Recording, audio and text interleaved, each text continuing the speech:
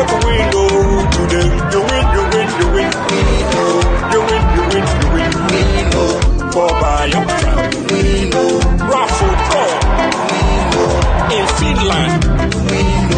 In exile. Raffle Biafra Republic Government in exile present a fantastic raffle game. Biafra Freedom Raffle BFR is a raffle sales in support of Biafra Freedom, which will be drawn and prizes given at the declaration of the independent states of Biafra in Finland between November 29 to December 10, 2024. BFR is for everyone amazing. Raffle prize is $20. Total winning prize $10,000. First prize $5,000. Second prize $3,000. Third prize $2,000. For more information and to participate, click https://www.biafrarepublicgov.org/raffle. BFR is for 2 months only. Hurry up and buy raffle sales for Biafra Freedom today. Buy for your children and grandchildren. Buy for your relatives, friends. Do your part now, because when we give all our needed support, God crowns us with Biafra we long for. Good luck and happy win. Raffle. Every day, we need a friend not to walk in Kabiama. Send up a window to them. You win, you win, you win. You win, you win. Welcome, fellow Biafrans, lovers of freedom. I appreciate you. Like and share this program to all platforms. Share to family and friends. Fellow Biafrans, we bring you information on things that are happening in Nigeria. This is Biafra Exodus Hard Talk TV, a platform where we speak the truth and tell you things that have to do with the restoration of the independent state of Biafra. And today, I am going to share with you a very important video. Just as General Effiong said, if you don't treat their children right, they are going to fight back. Today, that time has come. We are fighting back. The war is ongoing in Biafra territory. And for your information, the Prime Minister of Biafra, Republic of Samanepa, has resigned his political career in Finland to pursue the restoration of Biafra. Now you know what is coming. The restoration of Biafra is going to be fought in all fronts, and it is not a joke. Today, our Prime Minister is completely focused on the restoration of Biafra and no longer in the politics of Finland. He made the declaration today through his platform. I want you to listen to what the son of General Effiong said for you to know that the time has come. This is in-depth analysis. And it was bound to happen, that people would rise up. My father said it. He said, if you don't treat these Biafrans well, their children will rise up. So anybody that is acting as if they are surprised, they're either ignorant or they don't want to face reality. So when the people rise up and begin to agitate, like IPOB and other groups, what you need to do is give them a space. What a true leader does is create space for dialogue. Now, one of the things I praise IPOB and other pro-Biafran groups for, because I know there have been others, is that they have finally brought this story to light. They played a key role, so they must be commended for doing that. Otherwise, nobody would care about the tragedy of our history. You know, a lot of people talk about Chimamanda's Half of a Yellow Sun as bringing the story to light. In a sense, yes. But even her book received the attention it did, partly because of pro-Biafran groups and struggles. Self-determination is something that we must continue to aspire for. You know, it's not about young people only. It's not about any group of people. It's not about Igbos. It's about self-determination.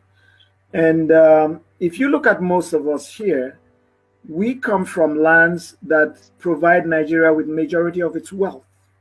And people have called us minorities. And we're tired of that. By the way, you also have oil on Igbo land, you know. So let's not let's make that fact clear, because it's also being used against the Igbos. The fact that they want to come and take other people's oil. We need to understand that this is long-standing propaganda that goes back many years before many of us were born. This is propaganda that has demonized Igbos and has made us feel that we are somehow under the threat of Igbos.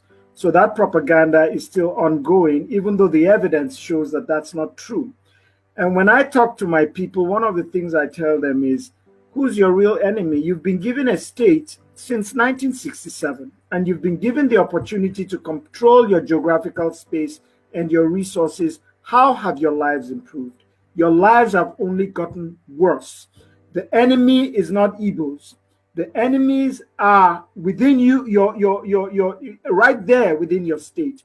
The political and economic elite who are ready to sell you and sell their consciences to make a profit, to make wealth. You should recognize that those are your enemies.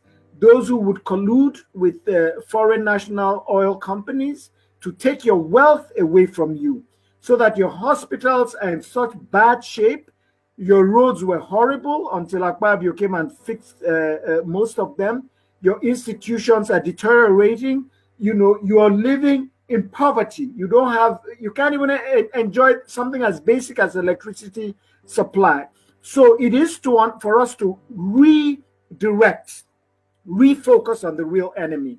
And it's hard to say, you know, within this space. I understand that time is against us, but we need to refocus and recognize who the real enemy is.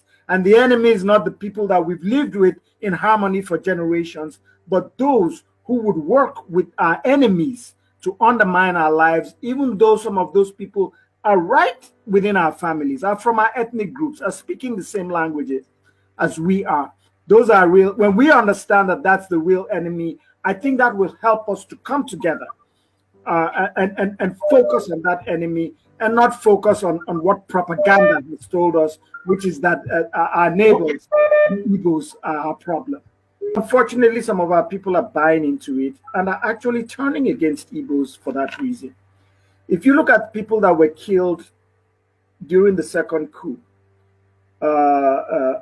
Major Ekanem, Major Song, there's another name. There's someone. There was Major Rock.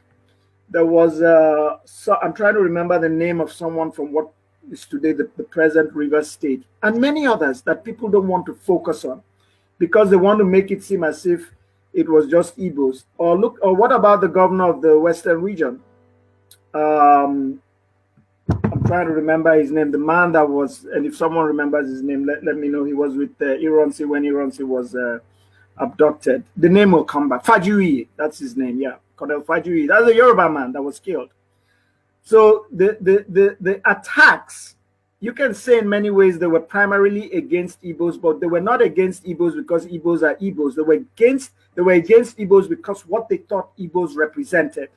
These are the people that will challenge and prevent our complete domination and ownership of power. That's how they saw the Igbos, as people who wanted to control everything and take over power. And so anyone they felt was playing that role of trying to prevent them from gaining full power, they went after those people. That's why Fajui was killed. That's why there were attempts on my father's life. And my father had to flee from Kaduna in disguise and go to Lagos and eventually escape from Lagos to the east. Is he an Igbo man? No, my father could hardly make a sentence in Igbo.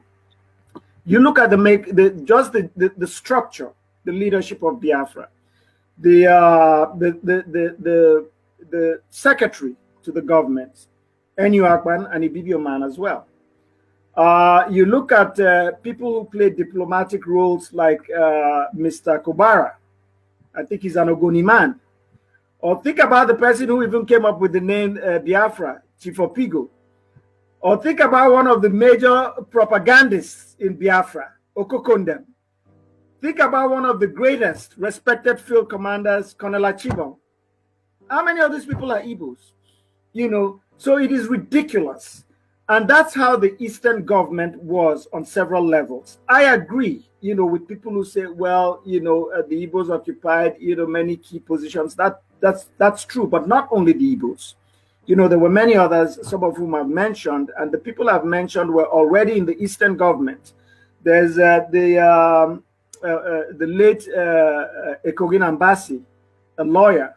He was also quite significant in the Eastern region, played a number of diplomatic roles before the war. And in the war, I think he headed the Anang province and was also a militia officer.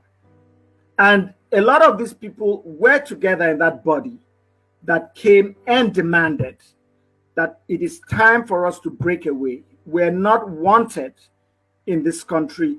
We need reassurance. We need safety. We're not getting it. And so we can't continue to exist in fear. We can't continue to exist in a situation where our lives are constantly destroyed. You know, I was a little boy in Enugu before the war. That's where some of the earliest battles took place. And I remember people marching on the streets and they were singing, you know, we are Biafrans fighting for survival in the name of Jesus, we shall conquer. And I remember those people. Sometimes we'll just march beside them. A lot of them were from a range of backgrounds. You could see traders there, you could see landlords, you could see teachers. So this nonsense about this thing being about the Igbos and the Igbo elite is crap. It's absolute crap, and it's one of those distortions that people use not just to denigrate Biafra, but to divide us. Oh, yeah.